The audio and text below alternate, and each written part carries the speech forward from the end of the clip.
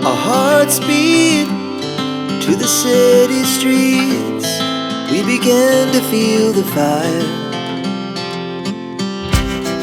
We rise like tall buildings as the chemicals, they take us higher.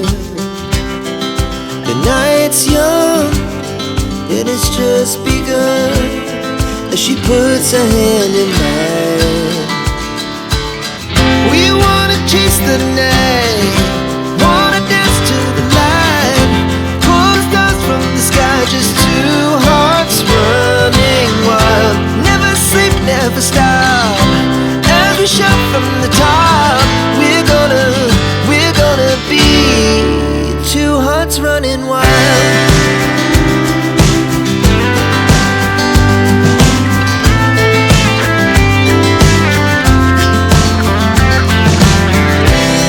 Now the morning is the afternoon.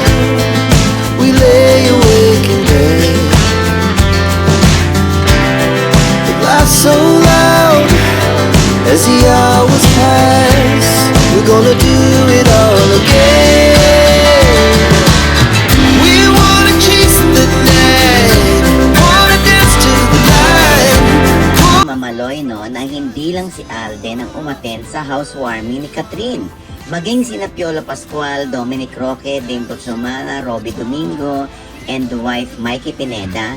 At nandun din sina Kake Bautista at Alora Sasam at ang presidente ng ABS-CBN Studios na si Sir Carlo Katigbak at iba pa.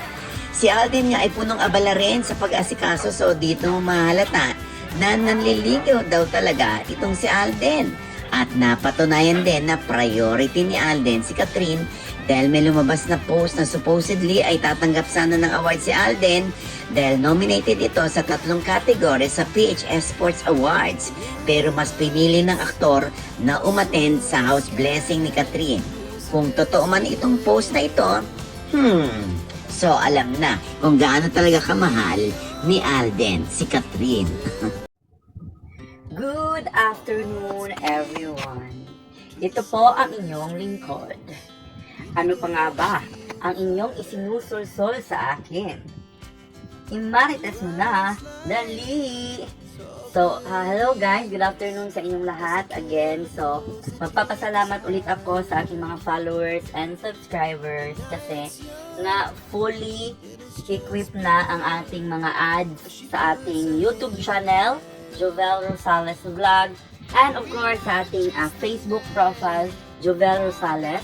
Sa ating Facebook account, meron na tayong 51,000 followers, and sa ating Facebook is meron na tayong 1.27,000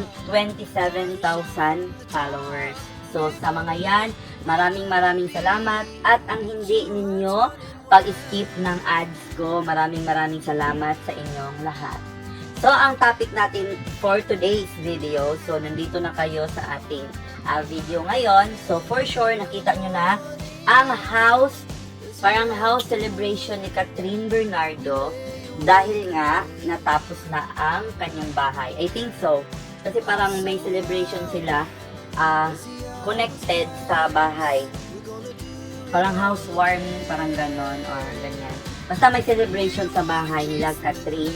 And then, of course, nandun din si Alden Richard, kung saan nga ay pinagtatangbal sila ng Catnets.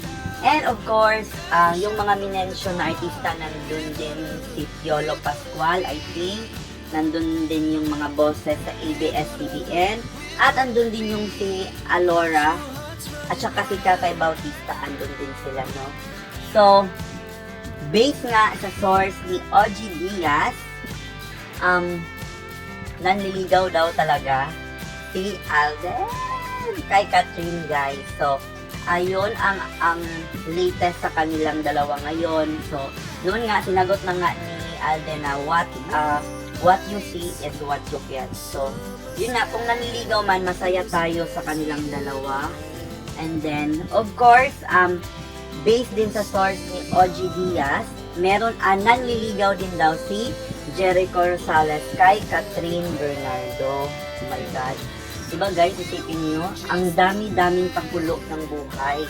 So, alam naman natin, pero sa sinabi ni OG Diaz, parang boto daw talaga ang mama ni Catherine kay Alden Richard. Kasi nga, di ba, alam naman natin na si Jericho is kakahiwalay lang niya sa kanyang asawa. So, siguro mas gusto nila yung fresh, saka mas gusto nila yung walang sabit, mga ganyan, saka walang anak. So, I think mas pogi point si Alden doon. So, meron ng mga issue-issue kung ano daw ang magiging comment ni Daniel Padilla. So, wala namang problema doon guys, no? Kasi I think, tapos na yung relasyon ni Daniel Padilla at saka ni Catherine Bernardo. So, tapos na yon. So, I think, tanggap na din nila kung ang both sa kanila ay magkaroon man ng ibang relationship. So, masaya tayo kung magkakatuluyan man si Alden at Catherine. So, kung papipiliin ako, kahit naka-apelyido ko si Jericho, mas pipiliin ko pa din si Alden kasi nga, based nga sa kanyang mga na-achieve, ang bata-bata niya pa, pero businessman na siya, marami na siyang mga negosyo. Kaya I think na bagay sila ni Catherine Bernardo kasi pareha sila na achiever, pareha sila na marami nang naabot sa buhay, kaya mas bagay talaga silang dalawa. So, yun lang ang masasabi natin sa issue na yan. Again, this is I Care, I Share, I React. Gonna be two hearts running wild.